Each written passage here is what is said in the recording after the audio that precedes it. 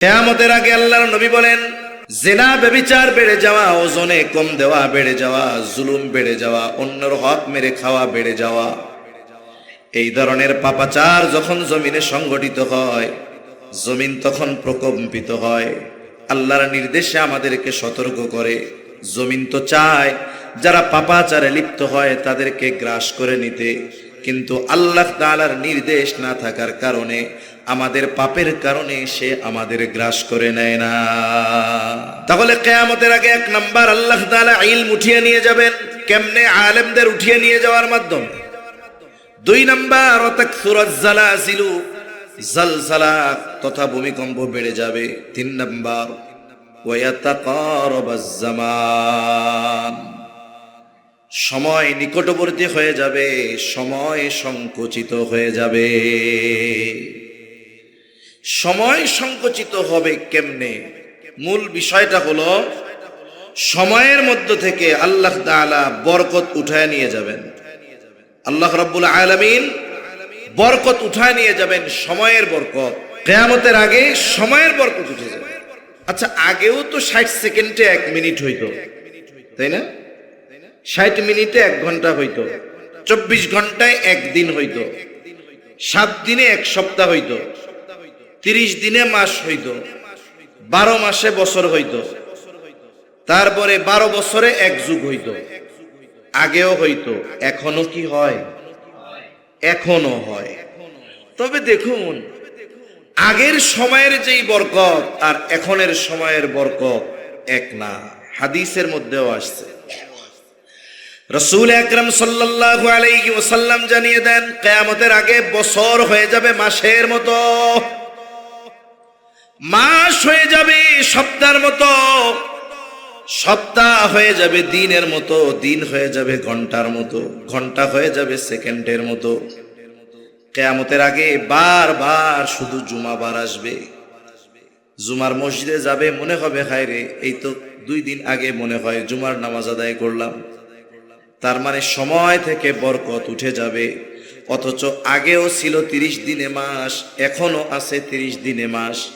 আগেও ছিল সপ্তাহ 7 দিনে, এখনো সপ্তাহ 7 দিনে।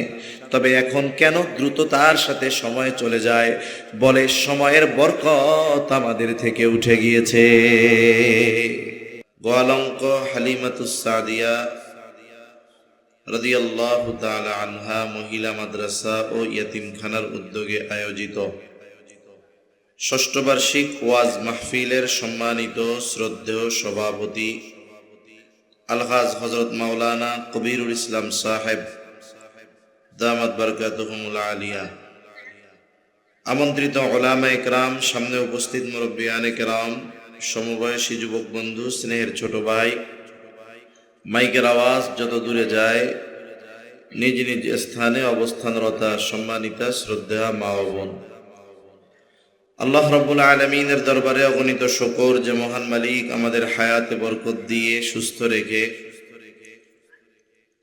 হাজারো মানুষের মধ্য থেকে যাচাই বাছাই করে কিছু দ্বীনি কথা বলবার এবং শ্রবণ করবার নিয়তে হাদিসের ভাষায় এ জান্নাতি মজমায় আসার বসার তৌফিক যে মহান মনিব দান করেছেন, সে মহান মনিবকে খুশি করার জন্য মোহাব্বতের সাথে অন্তর থেকে কালিমাতুশ শুকর পাঠ করি, আলহামদুলিল্লাহ।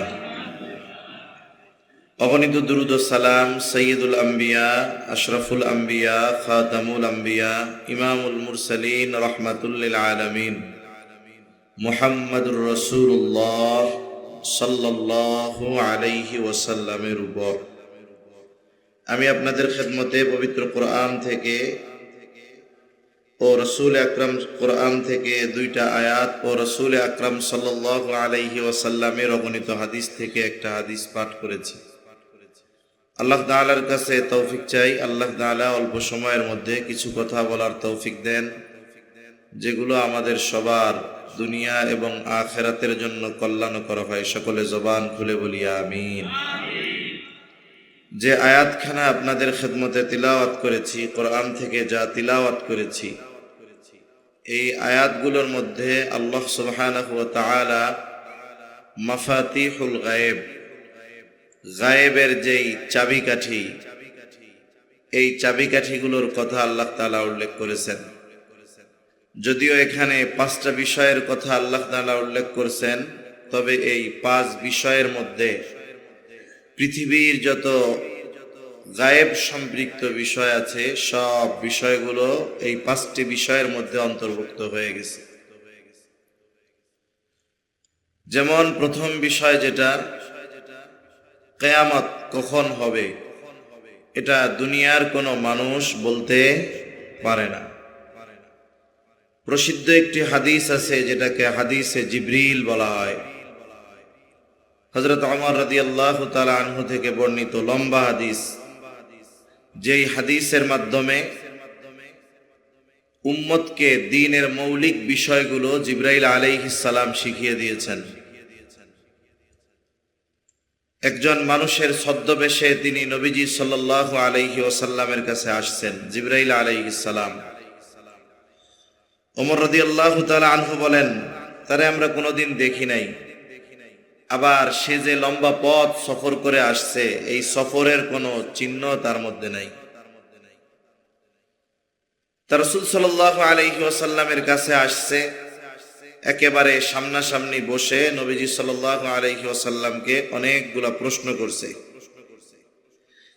এই প্রশ্নগুলোর মধ্যে একটি প্রশ্ন হলো, কিয়ামত কখন হবে? কিয়ামত কখন হবে? নবীজি সাল্লাল্লাহু আলাইহি ওয়াসাল্লাম বলেন, এই ব্যাপারে প্রশ্ন করনেওয়ালার চাইতে যাকে প্রশ্ন করা হয়েছে সে বেশি জানে না। তার মানে কিয়ামত কখন হবে নবীজি সাল্লাল্লাহু আলাইহি ওয়াসাল্লামও জানেন না।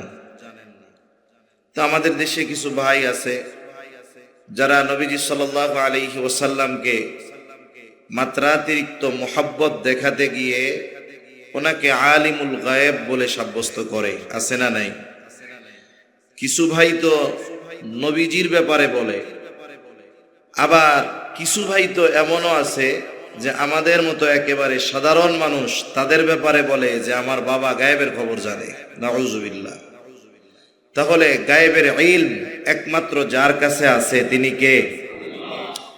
তবে কিয়ামত কখন হবে এর কিছু আলামত রাসূল সাল্লাল্লাহু আলাইহি ওয়াসাল্লাম জানিয়ে দিয়েছেন, যে কোন বিষয়গুলো সংগঠিত না হওয়া পর্যন্ত কিয়ামত হবে না। নবীজি সাল্লাল্লাহু আলাইহি ওয়াসাল্লাম এই বিষয়গুলো বিভিন্ন হাদিসের মধ্যে জানিয়ে দিয়েছেন। যেমন জিবরাইল আলাইহিস সালামের প্রশ্নের জবাবে তিনি বলেছেন যে কিয়ামতের আলামতের মধ্যে অন্যতম একটি আলামত হলো যে দাসী তার মনিবকে প্রসব করবে, গর্ভধারণ করবে। বুজুর্গানে দিন মুফাসসিরিন ইকরাম বলেন এটা হতে পারে এইভাবেও যে একজন মা তার সন্তানকে গর্ভধারণ করেছে, এই সন্তান দুনিয়ায় আসার পরে ওই মায়ের সাথে সে দাসীর মতো আচরণ করতেছে। কিছু কথা আছে যেগুলো মজলিসে, ওপেন মজলিসে সবার সামনে বলা যায় না, কারণ আমাদের দ্বীনি মজলিসগুলোর মধ্যে বাপ ছেলে একসাথে ওয়াজ শুনতে আসে, ঠিক না? অনেক কথা আছে এগুলো বুঝতে হয়। দাসীর মতো আচরণ কিভাবে করবে? বর্তমান আমরা সভ্য সমাজ যেটাকে বলি, বিশেষ করে এই বিষয়গুলো ইউরোপ আমেরিকায় এগুলো স্বাভাবিক, অনেক ক্ষেত্রে হয়ে যাচ্ছে। একজন সন্তান তার মায়ের সাথে তার স্ত্রীর মতো আচরণ করে, নাউযুবিল্লাহ। এটা এক বিষয়। আরেকটা হতে পারে আচরণগত দিক দিয়ে, যেটা আমাদের মুসলিম সমাজের মধ্যেও আছে। দেখা যায় সন্তান মা খুব কষ্ট করে লালন পালন করছে, সন্তান বড় হওয়ার পর ওই মায়ের প্রতি তার সর্বোচ্চ অবহেলা, নিজে পাকা ঘরে থাকে মারে গোয়াল ঘরের মধ্যে রেখে দেয়। এমন ঘটনা অনেক জায়গায় ঘটে কি ঘটে না বলেন? মায়ের গায়ে আঘাত করে, নিজে ভালো মন্দ খায়, মারে খাওয়ায় না, অসুস্থ হলে চিকিৎসার ব্যবস্থা করে না। এই ধরনের আচরণ মায়ের সাথে করে, এটাও হতে পারে। কিয়ামতের আগে এটা বেড়ে যাবে। এরপরে কি হবে? নগ্নপদ বিশিষ্ট রাখালগুলো উঁচু উঁচু অট্টালিকার মালিক হয়ে যাবে। এক সময় তাদের জুতা পায়ে দেওয়ার মতো টাকা পয়সা ছিল না, খালি পায়ে চলা লাগতো। সম্পদের মালিক হওয়া এটা খারাপ কোনো কিছু নয়, কিন্তু এই সম্পদ উপার্জন হচ্ছে কোন সোর্স থেকে এটা দেখতে হবে। কিন্তু আমরা দুনিয়ামুখী মানুষ, আমরা যদি কোনো মানুষকে দেখি অল্প দিনের মধ্যে সে ধনী হয়ে গেছে, কিন্তু কিভাবে হলো এর কারণ আমাদের জানা নাই, কোন পদ্ধতিতে হলো এটা আমাদের জানা নাই। আমরা তাকে বলি যে লোকটার কপাল খুব ভালো, বড় লোক হয়ে গেছে অল্প দিনে, 2 বছর আগেও খাবার পাইতো না। এটা আসলে উন্নতি নয়, বরং এই ধরনের বিষয়গুলো কিয়ামত সন্নিকটে চলে আসার অন্যতম আলামত।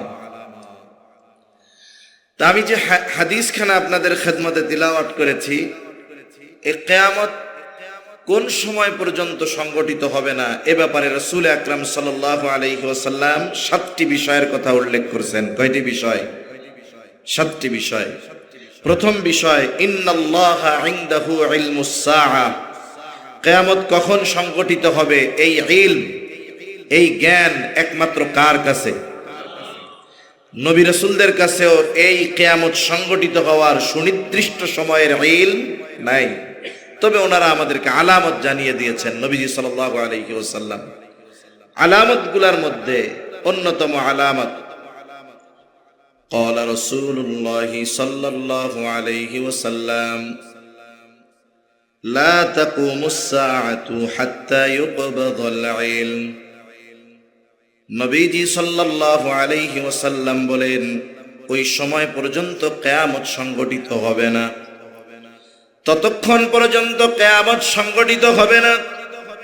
নবীজি বলেন হাত্তা ইউকবাদাল ইলম, যতক্ষণ পর্যন্ত না ইলম উঠিয়ে নিয়ে যাওয়া হবে। তার মানে এই যে কোরআন হাদিসের যেই জ্ঞান, এটাকে আল্লাহ উঠায় নেবেন। প্রথম প্রশ্ন হলো কেমনে আল্লাহ তাআলা কোরআন ইলম উঠায় নেবেন? ছোটবেলায় আমরা গল্প শুনতাম অনেকের কাছে, কারণ মানুষের কাছে প্রচলিত অনেক গল্প আছে, কথা আছে, শুনতাম এরকম কিয়ামতের আগে কোরআন হাদিস উঠা যাবে। বলে কেমনে? রাতের বেলা সব মানুষ ঘুমায় থাকবে, যেটা শুনছি আর কি সেটা কইতেছে। রাতের বেলায় সব মানুষ ঘুমায় থাকবে, সকাল বেলা উঠে নামাজে দাঁড়াবে, কিন্তু সূরা ফাতিহা পড়তে পারবে না। এবার চিন্তা করবে, কি ভুলে গেলাম কেন, দেখি তো কোরআন শরীফটা একটু দেখি। এবার কোরআনের কাছে যাবে, গিয়ে দেখবে কোরআনের পাতাগুলো সাদা হয়ে গেছে, কোনো কালির দিয়ে লেখা নাই। এটা শুনছি ছোটবেলায়। আল্লাহ তাআলা কিয়ামতের আগে ইলম উঠায় নিয়ে যাবে, এই পদ্ধতিটা শুনেছি ছোটবেলায়, কিন্তু ইলম আল্লাহ কিভাবে উঠায় নিবেন নবীজি সাল্লাল্লাহু আলাইহি ওয়াসাল্লাম জানায় দেন। আল্লাহ রাব্বুল আলামিন একসাথে একেবারে কোরআন হাদিস দুনিয়া থেকে উঠায় নিয়ে যাবে এমন তা নয়, বরং ওয়ালাকিন ইয়াকবাদুল ইলমা বিকবদিল উলামা, বরং আল্লাহ তাআলা আলেমদেরকে উঠিয়ে নেওয়ার মাধ্যমে ইলম উঠায় নিয়ে যাবে। ইলম কাগজে কলমে থাকবে, কিন্তু বাস্তবিকভাবে যারা ইলমের ধারক বাহক, আল্লাহ তাআলা তাদেরকে উঠায় নিয়ে যাওয়ার মাধ্যমে ইলম উঠিয়ে নিয়ে যাবে। আজকে আমরা যে কোরআন পড়ি, বলেন তো শামসুল হক ফরিদপুরি রহমাতুল্লাহি আলাইহি সেই কোরআন পড়ছে নাকি অন্য কোরআন পড়ছে? আজকে আমরা যেই হাদিস পড়ি, যেই ফিকাহের কিতাব সমূহ পড়ি, সদর সাহেব হুজুর রহমাতুল্লাহি আলাইহি ওই হাদিসের কিতাবগুলোই পড়ছে, ওই ফিকাহের কিতাবগুলোই পড়ছে নাকি অন্য কোনো কিতাব পড়ছে? তাহলে বুঝেন, সেই কোরআন লেখায় আছে, হাদিসও লেখা আছে, ফিকাহের কিতাবগুলোও আছে, কিন্তু সদর সাহেবের মতো আলেম নাই। সময়ের পরিবর্তনের সাথে সাথে যে যায়, তার অবস্থান পরিপূর্ণভাবে পরিপূর্ণ করার মতো কেউ আসে না। এক সময় ইমাম মাহদী আসবেন আলাইহিস সালাম, ঈসা আলাইহিস সালামকে আল্লাহ পুনরায় দুনিয়ায় পাঠাবেন, ওই সময়ের কথা বাদ। কিন্তু ওই সময়টা আসা পর্যন্ত যে যাবে, তার স্থান পূর্ণ করার মতো আর কেউ আসবে না। বরং একটা সময় এমন হয়ে যাবে, এই কোরআন, এই দিন শুধুমাত্র আনুষ্ঠানিকতা থাকবে। হযরত আলী রাদিয়াল্লাহু তাআলা আনহু থেকে বর্ণিত, তিনি বলেন, নবীজি সাল্লাল্লাহু আলাইহি ওয়াসাল্লাম বলেছেন, ইউশিকু আন ইয়াতিয়া আলান নাসি জামান লা ইয়াবকা মিনাল ইসলাম ইল্লা ইসমুহু ওয়া লা ইয়াবকা মিনাল কুরআনি ইল্লা রাসমুহু। রাসূল আকরাম সাল্লাল্লাহু আলাইহি ওয়াসাল্লাম বলেন, অচিরেই এমন এক জামানা আসবে, এমন এক সময় কাল আসবে, যখন ইসলাম নামমাত্র থাকবে, বাস্তবিক অর্থে ইসলাম থাকবে না। অচিরেই এমন এক সময় আসবে, ওয়ালা ইয়াবকা মিনাল কুরআন ইল্লা রাসমুহু, বলে কোরআন শুধু লেখায় থাকবে, বাস্তবে কোরআন থাকবে না। ইসলামকে আমরা বানায় ফেলবো আনুষ্ঠানিকতা, একটা ফর্মালিটি। যেমন গরুর গোশত খাওয়া, মুসলমানি করা, এটা হলো মুসলমানের আলামত বানায় ফেলছি আমরা। বাস্তবিক অর্থে ব্যক্তিগত জীবন থেকে একেবারে রাষ্ট্রীয় জীবন পর্যন্ত আমাদের ইসলাম নাই। অনেকে বলতে পারেন যে হুজুর, আমাদের দেশে তো ইসলামিক গভর্নমেন্ট না, তাহলে আমরা ইসলাম মানবো কেমনে? ইসলামের কিছু বিষয় তো আছে ব্যক্তিগত, যেটার নিয়ন্ত্রণ সরকার করে না, গভর্নমেন্টের করার মতো ক্ষমতা নাই। আর কিছু বিষয় আছে রাষ্ট্রীয় বিষয়ের সাথে সম্পৃক্ত, যেটা প্রতিষ্ঠা করার ক্ষমতা আমার আপনার মতো পাবলিকের নাই। কিছু বিষয় আছে যেটা প্রতিষ্ঠা করার যোগ্যতা আমার নিজের মধ্যে আছে, আর কিছু বিষয় এটা আমি পারবো না, এটা যারা রাষ্ট্রের পরিচালক তারা পারবে। আমি কোনটা পারি? আমি পারি যে ইসলাম আমাকে সুদ খাইতে মানা করছে, আমি খাবো না। বলেন তো এটা আমি পারি কি পারি না? জোরে বলেন, পারি কি পারি না? ইসলাম আমাকে বলছে চোখের গুনাহ করবা না, জবানের গুনাহ করবা না, মিথ্যা কথা বলবা না, আমানতের খেয়ানত করবা না, অন্যের সম্পদ মেরে খাবা না। বলেন তো এইগুলো আমি আপনি করতে পারি কি পারি না? ইসলাম আমাকে বলছে পর্দায় চলবা, তোমার অধীনস্থ যারা আছে তাদেরকে দ্বীনের উপরে চালাইবা, তোমার স্ত্রী কন্যাদেরকে দ্বীনের উপরে চালাইবা, দ্বীন শেখাবা, সন্তানদের দ্বীন শেখাবা। বলেন তো এটার নিয়ন্ত্রণ সরকার করে নাকি আমার করার ক্ষমতা আছে? তার মানে রাষ্ট্রীয়ভাবে ইসলাম প্রতিষ্ঠা এক পাশে রাখেন, আমি আপনি নিজে যতটুকু ইসলাম মানার ক্ষমতা রাখি ততটুকু আমি আপনি ইসলাম মানি না। এটা আমি হুজুর থেকে নিয়ে সাধারণ সব মুসলমানদের মধ্যে যদি হিসাব করা হয়, 100 জনের মধ্যে একজন ব্যক্তিগত জীবনে যেই বিষয়গুলো আমল করা সম্ভব এগুলো আমরা করি না।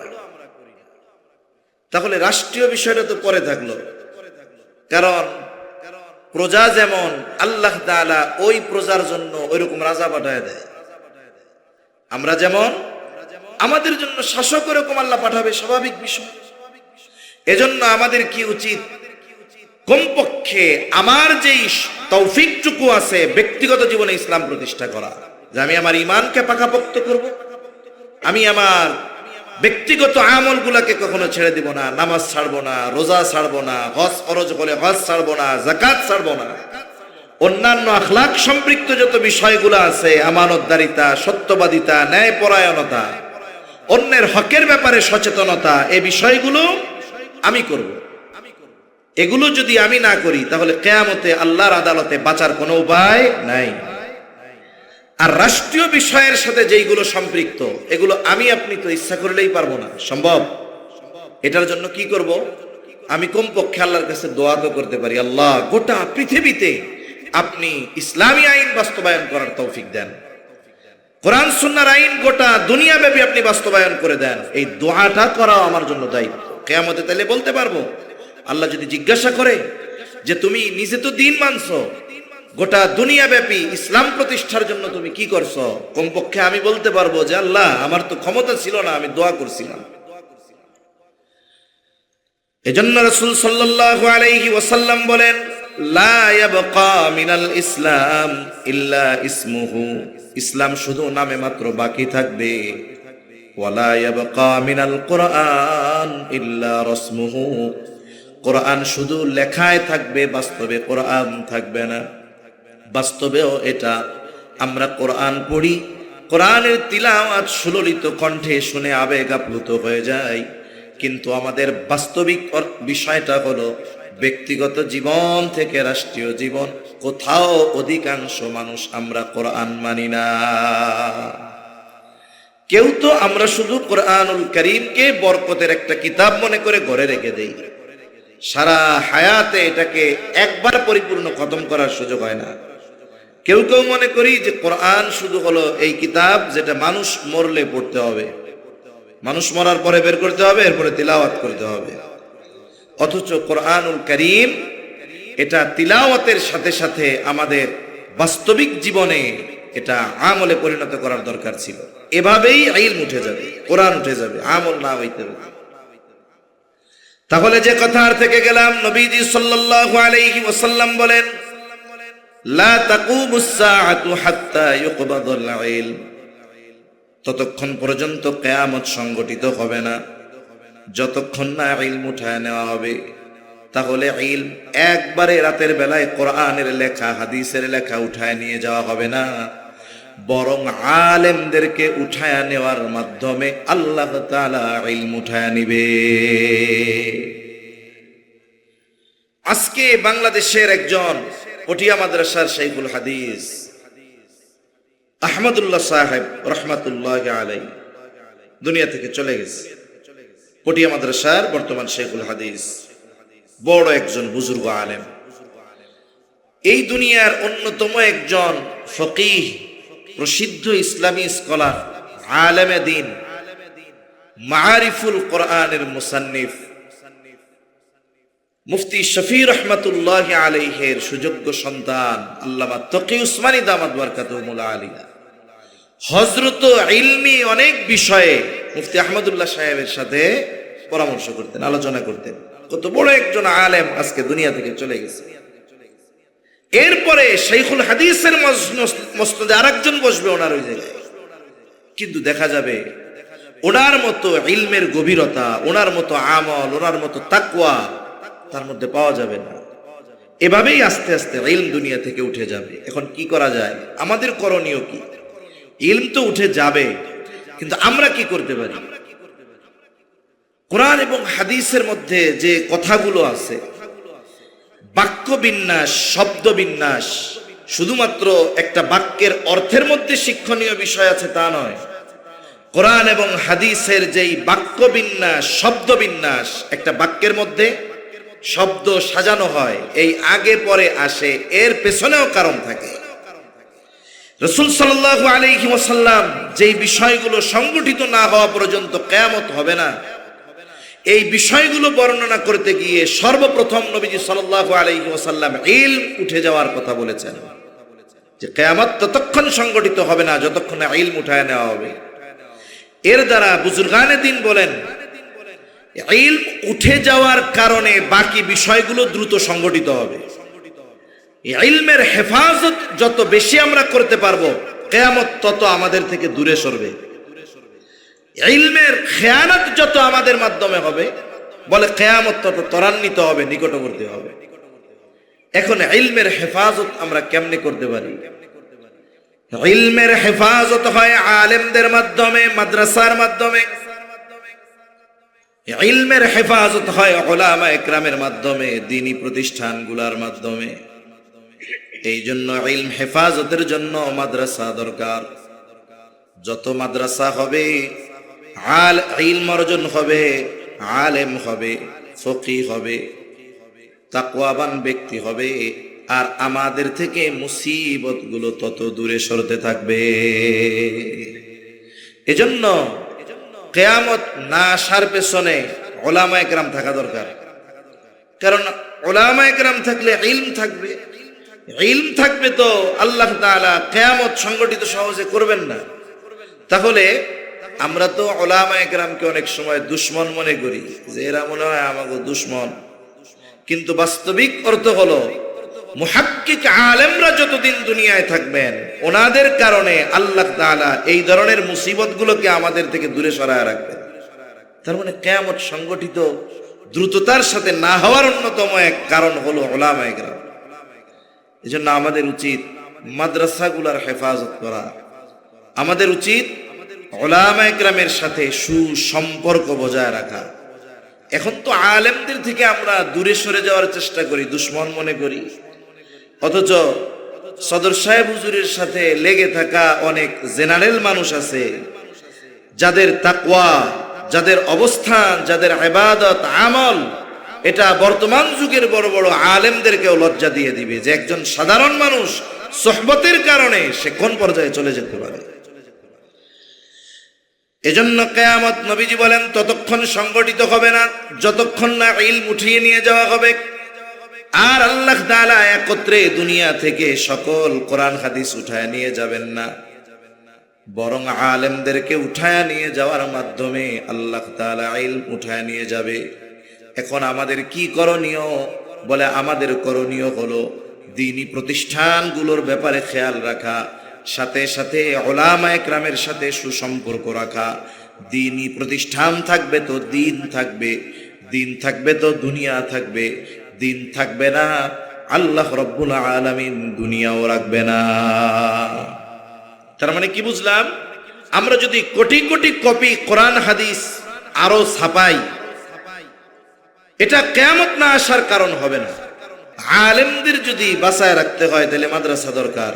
এজন্য আমরা মাদ্রাসাগুলোর প্রতি, উলামায়ে কেরামের প্রতি আন্তরিক হব, বলেন ইনশাআল্লাহ।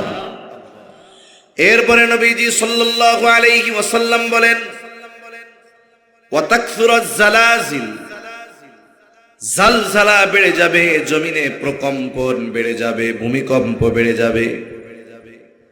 দুনিয়ায় যখন কোনো মুসিবত আসে, যারা দুনিয়ার চিন্তার মানুষ, দুনিয়াবি চিন্তার মানুষ, এরা ওই মুসিবতগুলোকে দুনিয়াবি দৃষ্টিকোণ থেকে দেখে। কিন্তু যখন কোনো মুসিবত আসে, একজন ইমানদার যে কোনো দুর্যোগ বিপর্যয়কে শুধু জাগতিক কারণ হিসাবে চিহ্নিত করে না, বরং সে সেটাকে কোরআন হাদিসের নিরিখে সেটার বিষয়টা উপলব্ধি করতে চায়। আল্লাহ তাআলা তো কোরআনুল কারীমের মধ্যে বলে দিয়েছেন যাহারাল ফাসাদু ফিল বাররি ওয়াল বাহরি বিমা কাসাবাত আইদিন নাস। পানিতে, স্থলে যত ধরনের মুসিবত, যত ধরনের বিপর্যয়, বলেন এটা কাদের কামাই? বলেন আমাদের কামাই। কাদের কামাই? জোরে বলেন।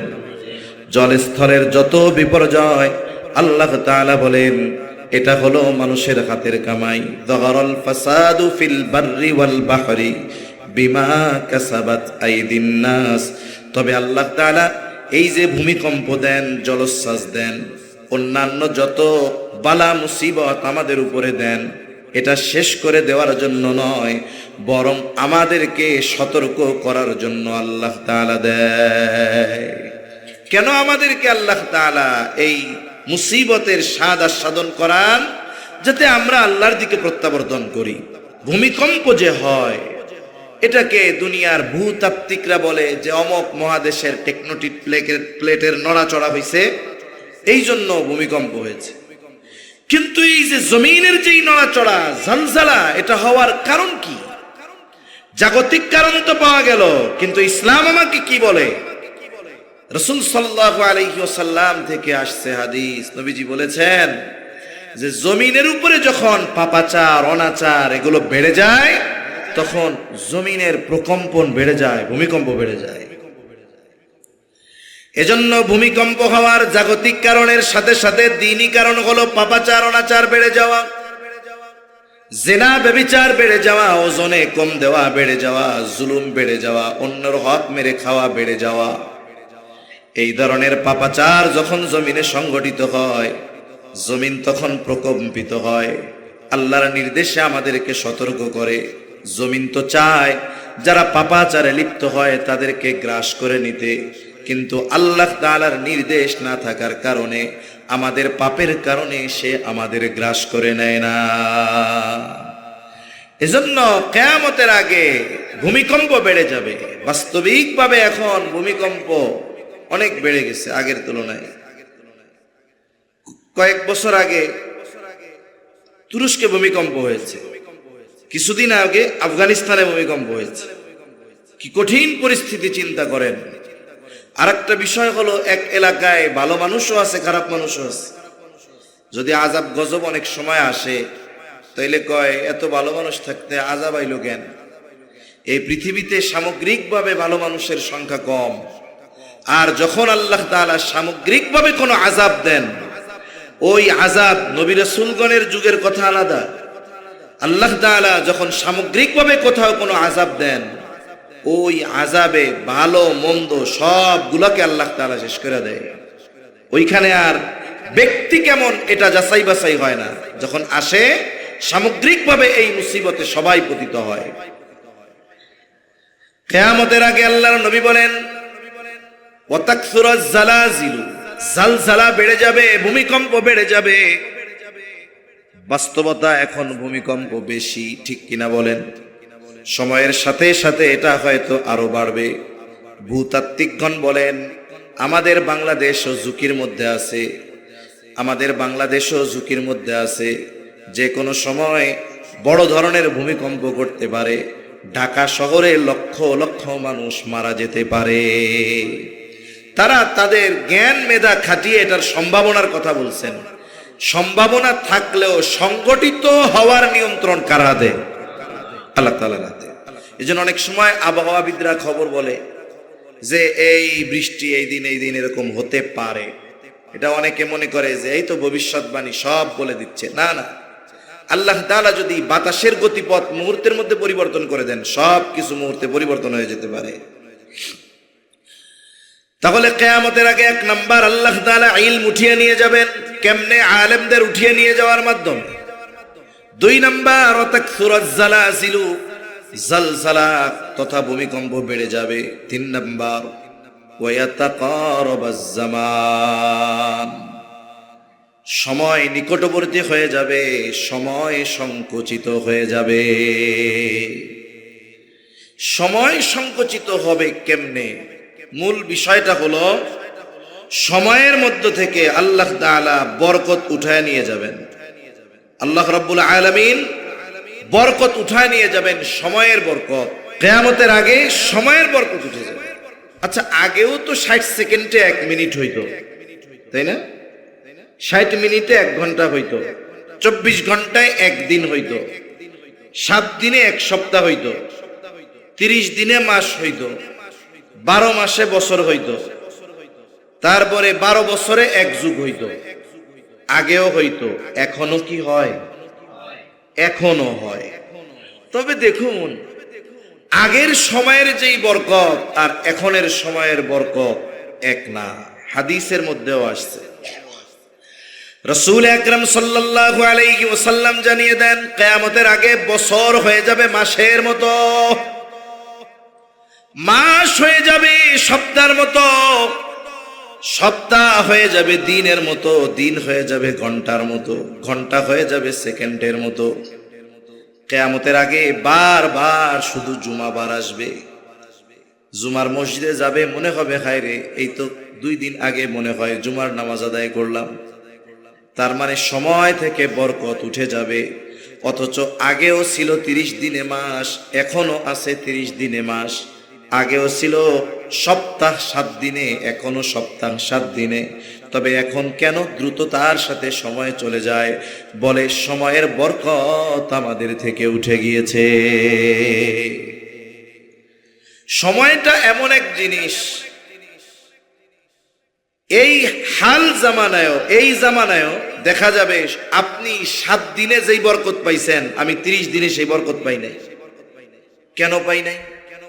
আল্লামা তাকি উসমানী দামাত বারকাতুহুমুল আলিয়া সময়ের মূল্য নিয়ে বয়ান করতে গিয়ে তিনি বলতেছেন যে সময়ের বরকত আসে নেক কাজের মাধ্যমে, সময়ের বরকত চলে যায় অহেতুক আর গুনার কাজের মাধ্যমে। সময়ের বরকত চলে যায় অহেতুক আর গুনার কাজের মাধ্যমে। অনেক সময় আমরা মোবাইল ব্যবহার করি, জীবনের প্রয়োজনে করা লাগে। এখন এই মোবাইলে কথা বলতেছি, মোবাইলে ফেসবুক চলতেছে, দেখা যাবে যে 2-3 ঘন্টা পার হয়ে গেছে। খেলা দেখতেছে, ফুটবল খেলা, ক্রিকেট খেলা, 6, 7, 8 ঘন্টা পার হয়ে গেছে, অসুবিধা নেই। কিন্তু মসজিদে 5 ভাগে 5 ওয়াক্ত নামাজ পড়তে লাগে 1 ঘন্টা 20 মিনিট। ইমাম যদি একটু কেরাত লম্বা করে, ইমাম সাহেব পেছন থেকে প্রথমে একজন বলে, ঘড়ি আছে তো সামনে, দেখে যে ফজরের নামাজ হুজুর প্রত্যেক দিন 3 মিনিটের সময় রুকুতে যায়, আজকে 4 মিনিট হয়ে গেল, যায় না কেন? এবার একজনে পাশের থেকে আবার অন্যান্যরাও শুরু করে। ইমাম সাহেব চিন্তা করে, এনাগো যে ব্যায়াম শুরু হইছে আর কেরাত শেষ করা যাবে না। আল্লাহু আকবার। জুমার দিন কত কষ্ট করে দৌড়িয়ে এসে ইমামের সাথে কোনো মতে নামাজটা ধরে, সালাম ফেরানোর পর দোয়া দুরুদ দোয়া এগুলো তো বহুদূর, সুন্নাত বহুদূর, কেমনি দ্রুততার সাথে মসজিদ থেকে বার হবে এই পেরেশানি, মনে হয় যে মসজিদটা জেলখানার মতো। অথচ ওই ব্যক্তি ওখান থেকে বের হয়ে চায়ের দোকানে 4 ঘন্টা টানা সময় কাটায়, তার বিরক্তি লাগে না? আছে না নাই? এজন্য সময়ের বরকত পাওয়া যাবে কখন? বলে নেকের কাজ যখন করা হবে, যখন কোরআন পড়া হয়। মাঝে মধ্যে এই হালত আমাদের হয়, অন্যান্য সকল ব্যস্ততা থাকে, মানুষের সাথে কথায় সময় কেটে গেল 2 ঘন্টা, কিন্তু কোরআন তিলাওয়াত করতে বসছি 5 পৃষ্ঠা পড়ার পরে মনে হয় কত সময় হয়ে গেছে। তার মানে দেখেন, আপনি তিলাওয়াত করতেছেন, ভালো কাজ, এই সময়টাকে প্রলম্বিত মনে হচ্ছে। আবার অহেতুক কাজ করা হচ্ছে, কথা বলা হচ্ছে প্রয়োজন ছাড়া, চায়ের দোকানে বসে মনে হচ্ছে মুহূর্তের ভিতরে সময়টা চলে গেল। এজন্য কিয়ামতের আগে এখন বলেন তো, এই জামানায় নেকের কাজ বেশি নাকি অহেতুক গুনার কাজ বেশি? অহেতুক গুনার কাজ বেশি, এই জন্য সময়ের বরকত কম। সময় হলো এমন এক জিনিস, এটা যদি কোনো ব্যক্তি নিজে চেষ্টা করে সময়কে সে প্রলম্বিত করতে পারবে। আমাদের বুজুর্গানে দিন, আমাদের উলামায়ে কেরাম, আমাদের আকাবিরিন যারা ছিলেন, সময়ের বরকত তাদের কত ছিল। এখন কত আধুনিক জামানা না, মানুষ এখন যদি কোনো কিছু লিখতে চায় হাত দিয়েও লেখা লাগে না। এখন মানুষ লিখতে চাইলে শুধু যদি মুখ দিয়ে বলে, মোবাইলে অটোমেটিক তার বলা কথাগুলো টাইপ হয়ে যায়। কত দ্রুততার সাথে সে লিখতে পারে। অথচ সদর সাহেব হুজুর রহমাতুল্লাহ আলাইহি কত বই লিখে গেছে, উনি যেগুলো লিখে গেছে, লেখার সময় পাইছে, কম্পিউটার ছিল না, টাইপিং এর কিছু ছিল না, এত ভালো বলপেন ছিল না, ভয়েস তো এগুলো কল্পনার বাইরে। অথচ যা লিখে গেছে উনি সময় ব্যয় করে, ওগুলো সময় ব্যয় করে পড়ার মতো সময় আমাদের হয় নাই। কেন? সময়ের বরকত আমাদের থেকে চলে গেছে।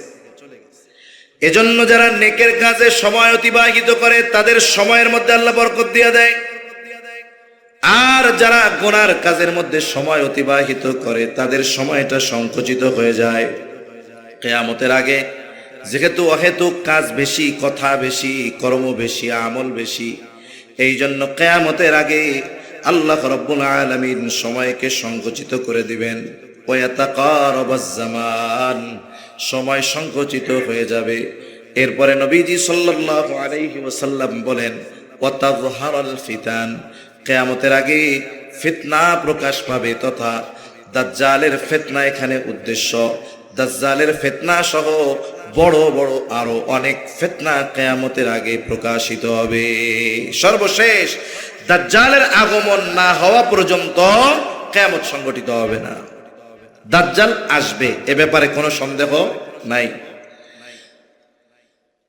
দুনিয়ার মধ্যে কিছু ভ্রান্ত মতবাদের লোক আছে। রাসূল আকরাম সাল্লাল্লাহু আলাইহি ওয়াসাল্লাম দাজ্জালের বর্ণনা যেভাবে দিয়েছেন, সেটাকে তারা নিজেদের মতো ব্যাখ্যা করে এই প্রযুক্তি সভ্যতাকে তারা দাজ্জাল বলে অভিহিত করতেছে। বলে এই প্রযুক্তি, এই সভ্যতা, এটাই দাজ্জাল। তাদের কথার আংশিক যদি আমরা সত্য ধরে নিই, একটা হলো যে কোনো বিষয় আসার আগে, যে কোনো বড় ব্যক্তি আসার আগে ওই জায়গার পরিবেশ আগে তৈরি করতে হয়। মনে করেন একটা মাহফিল হবে, ভালো কাজ দিয়েই উদাহরণ দেই, একটা দিনই আয়োজন হবে। এখানে আজকের প্রধান আলোচক আমাদের গোপালগঞ্জের কৃতি সন্তান আলহাজ মাওলানা নাসিরউদ্দিন সাহেব হুজুর আসবেন। সাথে সাথে ইতিমধ্যে আমার বন্ধুবর ভাই মুফতি উবাইদুর রহমান হুজাইফি হাফিজাউল্লাহ হযরত চলে আসছে।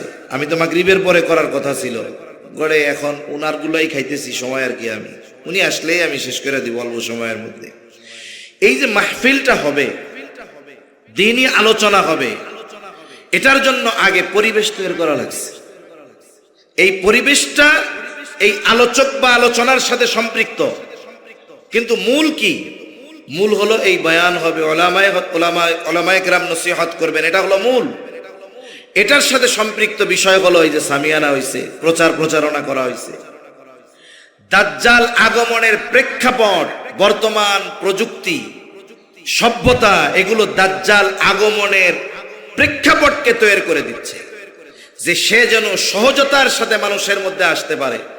সে যখন আসবে, এই দুনিয়ার বড় একটা অংশ তাকে রব বলে স্বীকার করে নিবে, তার পক্ষ অবলম্বন করবে। এইরকম প্রেক্ষাপট যদি তৈরি করে না আসে, হঠাৎ করে যদি সে চলে আসে, তাহলে সে তার উদ্দেশ্য হাসিল করা তার জন্য কঠিন হয়ে যাবে। এজন্য সভ্যতাকে দাজ্জাল বলার কোনো সুযোগ নাই। এটা দাজ্জাল আগমনের প্রেক্ষাপট বলতে পারেন। দাজ্জালের অনুসারী অনুগামী যারা হবে, তারা দাজ্জাল আগমনের ক্ষেত্র অবস্থাকে তৈরি করতেছে। এখন দাজ্জাল চলে আসবে, চলে আসতে পারে যে কোনো সময়। আমাদের করণীয় কি? রাসূল আকরাম সাল্লাল্লাহু আলাইহি ওয়াসাল্লাম আমল শিখিয়ে দিয়েছেন। জুমার দিন সূরা কাহাফ তিলাওয়াতের আমল, যার সম্ভব সে পরিপূর্ণ সূরা কাহাফ তিলাওয়াত করবে, আর যার দ্বারা সম্ভব নয় সে কমপক্ষে প্রথম 10 আয়াত তিলাওয়াত করবে। বলে এই 10 আয়াত যেই ব্যক্তি মুখস্থ করবে, আমল করবে, আল্লাহ তাআলা তাকে দাজ্জালের ফিতনা থেকে হেফাজত করবে।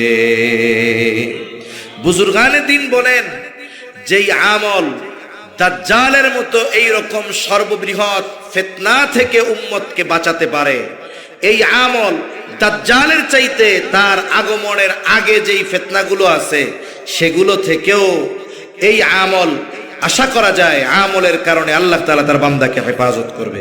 এজন্য আমাদের কি করা দরকার? বলে শ্বাস প্রশ্বাস জীবনের জন্য জরুরি, বেঁচে থাকার জন্য জরুরি। না খেয়ে বেশ কয়েকদিন বেঁচে থাকা যায়, হায়াত যদি থাকে, আল্লাহ তাআলার নিজাম যেটা। কিন্তু শ্বাস নেওয়া বা ছাড়া ব্যতীত কেউ আছেন 5 মিনিট বেঁচে থাকার গ্যারান্টি দিবেন? আমরা কেউ দিতে পারবো না।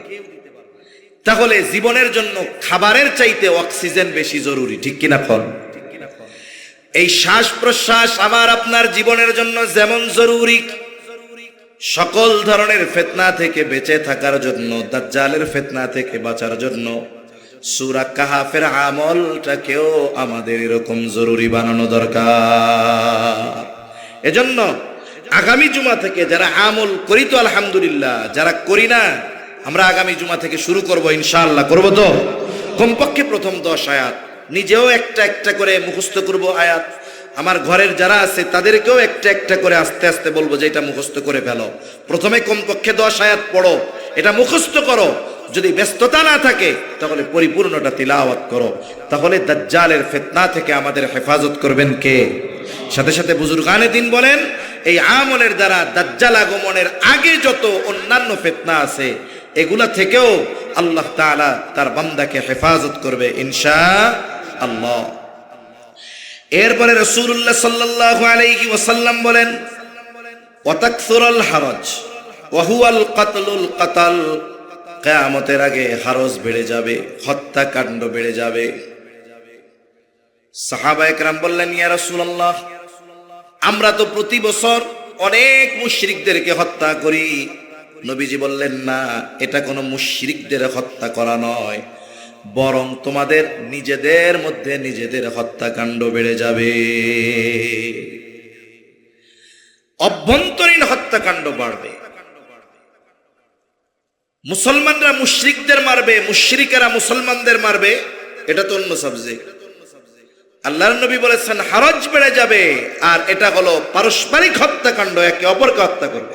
মুসলমানেরা প্রতিবেশী আর এক প্রতিবেশীকে হত্যা করবে, চাচা ভাতিজাকে হত্যা করবে, মা তার সন্তানকে হত্যা করবে, বাবা তার সন্তানকে হত্যা করবে, সন্তান তার বাবাকে হত্যা করবে, ঠিক কিনা বলেন?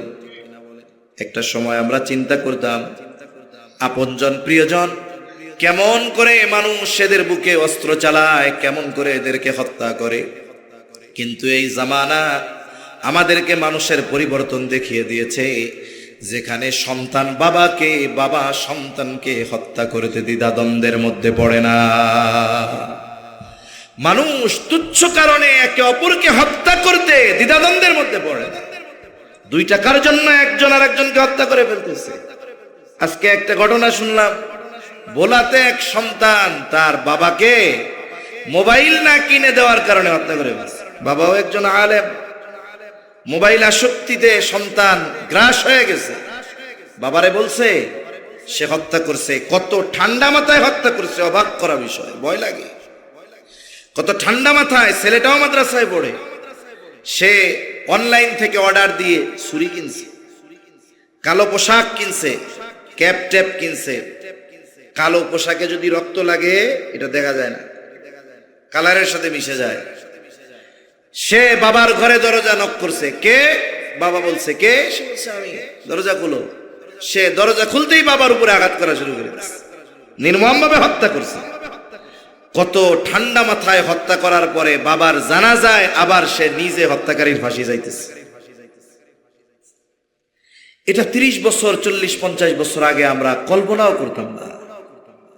এখন যেগুলো বাস্তবে দেখতেছি, 20 বছর আগে আমরা এগুলো কল্পনাও করি নাই যে এই বিষয়গুলো কোনোদিন আমাদের সমাজে, আমাদের দেশে বাস্তবে পরিণত হতে পারে। এটা আমরা কখনো কল্পনাও করি নাই। এটা আমাদের জন্য বড় দুর্ভাগ্যের বিষয়। এজন্য পারস্পরিক হত্যাকাণ্ড বেড়ে যাবে। রাগ হয়েন না, আমি কোনো দলের কথা বলতেছি না।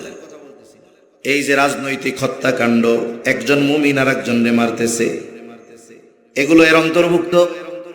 জমি জমার দ্বন্দ্ব নিয়ে, আত্মীয় স্বজনের মধ্যে খুনাখুনি, এলাকার মধ্যে পাড়ায় পাড়ায় গ্রুপ, দল, গোত্র গোত্র মারামারি, খুনোখুনি, এগুলো হারাজ। তাহলে দেখুন পারস্পরিক হত্যা কত বাড়ছে। বলে সমীকরণ হলো, গোটা পৃথিবীতে প্রতি বছর কাফেরদের হাতে যত না মুসলমানের মৃত্যু হয়, হত্যা হয়, তার চাইতে মুসলমানদের নিজেদের মধ্যে একে অপরের প্রতি বেশি হত্যাকাণ্ড সংগঠিত হয়। ইসরায়েল শেষ করে দিচ্ছে ফিলিস্তিন, গাজা শেষ করে দিচ্ছে, এ তো মারতেছে, দৃশ্যমান আমরা দেখতেছি। এই পৃথিবীর এক খোলা কারাগারে গাজাবাসী অবস্থান করতেছে। আমরা দোয়া আর নামকাওয়াস্তে কিছু সাহায্য তাদের জন্য পাঠাচ্ছি, তাও পৌঁছানো খুব কঠিন। এই যে হত্যাকাণ্ড ঘটতেছে গোটা দুনিয়ার যত জায়গায়, পার্শ্ববর্তী দেশে গরু খাওয়াকে কেন্দ্র করে মুসলমান মেরে ফেলতেছে, অনেক জায়গায় হত্যা করা হচ্ছে। এই সংখ্যাটা না যত, তার চাইতে এক মুসলমানের হাতে অপর মুসলমান হত্যা হচ্ছে, এর সংখ্যা অনেক গুণ বেশি। তাহলে আমাদের মধ্যে পারস্পরিক হত্যাকাণ্ড বেড়ে গেছে। প্রতিবেশীর সাথে প্রতিবেশীর সম্পর্ক ভালো থাকার কথা ছিল। আমি জানি না আপনাদের এলাকায় কয়জনের সম্পর্ক ভালো আছে। অধিকাংশ জায়গায় প্রতিবেশীর সাথে প্রতিবেশীর সম্পর্ক হলো দা আর কুমড়ার মতো। কোন প্রতিবেশীর সাথে সম্পর্ক ভালো নাই, বরং সামান্য জমি ঠেলাঠেলি নিয়ে মামলা চলতেছে বছরের পর বছর, মাথা ফাটায় ফেলতেছে, মেরে ফেলতেছে। আলহামদুলিল্লাহ, তাকবীর দেন, নারায়ে তাকবীর। আলহামদুলিল্লাহ। আজকের মাহফিলের মধ্যমণি, আজকের মাহফিলের মধ্যমণি আলহাজ হযরত মাওলানা নাসির আহমদ যুক্তিবাদী সাহেব, আমাদের গোপালগঞ্জের গর্ব, হযরত চলে আসছে। ওবাইদুর রহমান হুজাইফি ভাইও চলে আসছে। হুজাইফি ভাই চলে আসবে, আমি আলোচনা শেষ করে দেব ইনশাআল্লাহ। তাহলে যে কথা বলতেছিলাম, যে আমাদের মধ্যে পারস্পরিক হৃদ্রতা, মোহাব্বত, ভালোবাসা থাকার কথা ছিল, এটা শত্রুতায় পরিণত হয়ে গেছে। আমাদের পারস্পরিক হিংসা, বিদ্বেষ, খুনোখুনি, হানাহানি, রাহাজানি বেড়ে গেছে। আমরা এখন পর্যন্ত নিজেদেরকে ঈমানি বন্ধনে আবদ্ধ করতে পারি নাই। কেউ আমার পরিচয় দেয় রাজনৈতিক পরিচয়, আমি ইমানদার, আপনিও ইমানদার, পরিচয় হবে এটা। কিন্তু আমি এক দল, আপনি আর এক দল, আপনি আমার দুশ্মন, আমি আপনার দুশ্মন। তার মানে আমার আপনার ঈমান আমাকে আপনাকে একই বন্ধনে আবদ্ধ করতে পারে না। অথচ সাহাবায়ে কিরামের অবস্থা কেমন ছিল? একটু আগে যার প্রতি সবচাইতে বেশি ঘৃণা ছিল, হত্যা করে ফেলবে তারে, সে যখন বলছে লা ইলাহা ইল্লাল্লাহ মুহাম্মাদুর রাসূলুল্লাহ। একটু আগে যার প্রতি সর্বোচ্চ ঘৃণা ছিল, ক্রোধ ছিল, ক্ষোভ ছিল, সব কিছুকে দূরে ঠেলে দিয়ে সাথে সাথে বুকের সাথে টেনে নিয়েছে। আমরা মুসলমানেরা যতক্ষণ না ঈমানি বন্ধনে আবদ্ধ হতে না পারতেছি, ততক্ষণ পর্যন্ত সংখ্যা যতই বাড়ুক না কেন চূড়ান্ত বিজয় আমাদের আসবে না। এজন্য আমরা একে অপরের প্রতি সহানুভূতিশীল আলোচনা করব। যারা নাই এই জায়গায় তাদের তো উদ্দেশ্যে আমার কথা না, কিন্তু আমরা যারা আছি, আমাদের যদি প্রতিবেশীর সাথে দ্বন্দ্ব থাকে, আত্মীয় স্বজনের সাথে দ্বন্দ্ব থাকে, কোনো কারণে কারো প্রতি কোনো কষ্ট থাকে, বিদ্বেষ থাকে, কারো প্রতি যদি আমার কোনো অভিমান থাকে, অনুযোগ অভিযোগ থাকে, ঈমানের কারণে হলেও এগুলোকে দূরে ঠেলে দেওয়া দরকার। ঠিক কিনা বলেন? কারণ একজন মুমিনের দাম আর একজন মুমিনের কাছে অনেক। রাসূল আকরাম সাল্লাল্লাহু আলাইহি ওয়াসাল্লাম বলেন, সিবাবুল মুমিনি ফুসুকুন ওয়া কিতালুহু কুফর। নবীজি সাল্লাল্লাহু আলাইহি ওয়াসাল্লাম বলেন, সিবাবুল মুমিনি ফুসুক, মুমিনরে গালি দেওয়া ফাসিকি, এটা পাপের কাজ, বড় অন্যায় কাজ।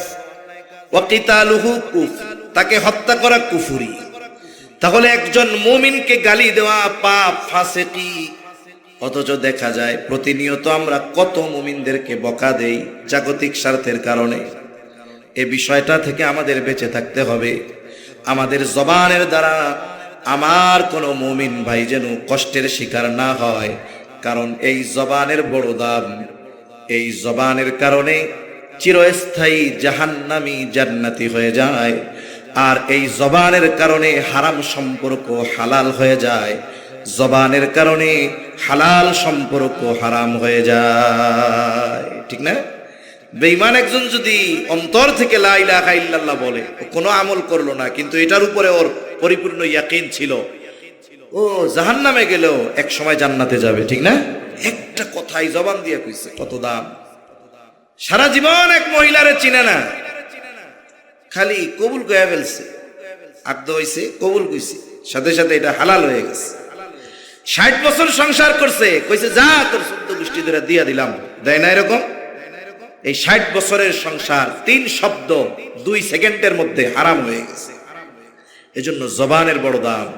এই জবানের নিয়ন্ত্রণ, এটা পরিপূর্ণ মুমিন হিসাবে আমাদের প্রতিষ্ঠিত করে। এজন্য নবীজি বলেন, মুসলমান যদি হতে হয়, আল মুসলিম মান সালিমাল মুসলিমুনা মিন লিসানিহি ওয়া ইয়াদিহি। মুসলমানকে গরু খাইলে আর মুসলমানই নিলে না, না। পরিপূর্ণ মুসলমান যদি হতে হয়, নবীজি বলেন পরিপূর্ণ মুসলমান হলো সে যার জবান এবং হাতের অনিষ্ট থেকে অপর মুসলমান নিরাপদ থাকে। এজন্য আজকে আমরা প্রতিজ্ঞাবদ্ধ হই, আমার সাথে না, নিজের সাথে নিজে ওয়াদা করেন যে আজকে থেকে আমি আমার জবান দ্বারা অন্য কোনো মুমিন ভাইকে কষ্ট দিব না, আমার হাতের দ্বারা কোনো মুমিন ভাইকে আমি কষ্ট দিব না। শুধু তাই না, এই জবান নিয়ন্ত্রণের কত দাম। নবীজি বলেন, তোমরা আমাকে দুটো জিনিস হেফাজতের গ্যারান্টি দাও, আমি তোমাদের জান্নাতের গ্যারান্টি দিব। একটা হলো উভয় চোয়ালের মধ্যবর্তী যে গোশতের টুকরা, এই জিহ্বা, আরেকটা হলো লজ্জা স্থান, উভয় উরুর মধ্যখানের যেই অঙ্গ লজ্জা স্থান। এই দুটো নিয়ন্ত্রণের গ্যারান্টি দাও, জান্নাতের গ্যারান্টি দিব। তাহলে দেখুন, মুসলমান যদি হতে হয় জবানের নিয়ন্ত্রণ, জান্নাতের গ্যারান্টি যদি পেতে হয় জবানের নিয়ন্ত্রণ। সকল পাপ থেকে বাঁচার অন্যতম উপকরণ হলো জবানের নিয়ন্ত্রণ। এখন আমরা যদি জবান নিয়ন্ত্রণ করতে পারি, তাহলে দেখা যাবে অনেক অনাকাঙ্ক্ষিত ঘটনা থেকে আমরা বাঁচতে পারবো। ছোট ছোট একটা শব্দ থেকে বড় বড় ঘটনা ঘটে না? যেমন এমনি একটা বলি আর কি, ওই করোনার সময় আমরা মুখে টোনা লাগাইতাম, গরুর মতো টোনা কি লাগাইতাম, মাস্ক। এখন এক জায়গায় একজন আলোচনা করতে, একজন বলছে মাস্ক মাস্ক, আর একজন বলছে মাস্ক। এই নিয়ে আলো তর্কটা আর কি। মাস্ক হলো মূল শব্দ, মাস্ক এটা ভুল শব্দ। এখন একজনের কাছে ওইটা সঠিক, আর একজনের কাছে এটা, দুজনে তর্ক লাগছে। শব্দ কি?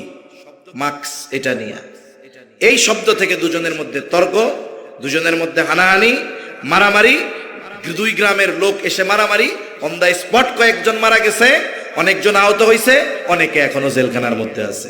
তাহলে শব্দ কি একটা? কোন পর্যন্ত গেছে? এজন্য জবান নিয়ন্ত্রণের দরকার। তাহলে অনেক হারজ থেকে সমাজ বেঁচে যাবে, পারস্পরিক হত্যাকাণ্ড থেকে বেঁচে যাবে। এরপরে রাসূল আকরাম সাল্লাল্লাহু আলাইহি ওয়াসাল্লাম জানিয়ে দেন কিয়ামতের আগে সম্পদ এত পরিমাণ বাড়বে, হাত্তা ইয়াকসুরা ফীকুমুল মালু ফায়াফিদু, সম্পদ উপচিয়ে পড়বে।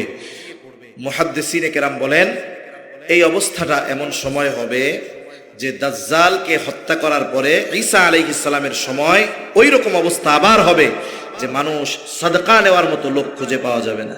এখনো কিন্তু মানুষ অনেক ধনী। মুরব্বীদের কাছে শুনছি এক সময় মানুষ রাস্তার পাশে বুনো কচু লবণ ছাড়া সিদ্ধ করে খাইছে, কিন্তু এখন খুঁজলে এরকম লোক আর পাওয়া যাবে না। সময়ের পরিবর্তনে একটা সময় সম্পদ এভাবে উপচে পড়বে। তা সম্মানিত উপস্থিতি, কিয়ামত সংগঠিত হবে, তবে এই বিষয়টা খেয়াল রাখা যেই কর্মগুলোর দ্বারা কিয়ামত নিকটবর্তী হবে ওগুলো যেন আমার আপনার দ্বারা সংগঠিত না হয়, আমার আপনার দ্বারা যেন সংগঠিত না হয়। যাই হোক, এই যে ধারাবাহিকহীন যে কিছু কথা আপনাদের সাথে আলোচনা করলাম, যে যতটুকু শুনছেন যতটুকু মনে থাকে, আল্লাহ তাআলা আমাদের সকলকে কথাগুলো স্মরণ রাখার, আমলের কথাগুলো আমল করবার তৌফিক দান করেন, আমিন। ওয়া আখিরু দাওয়ানা আলহামদুলিল্লাহি রাব্বিল আলামিন। আসসালামু আলাইকুম ওয়া রাহমাতুল্লাহি ওয়া বারাকাতুহু।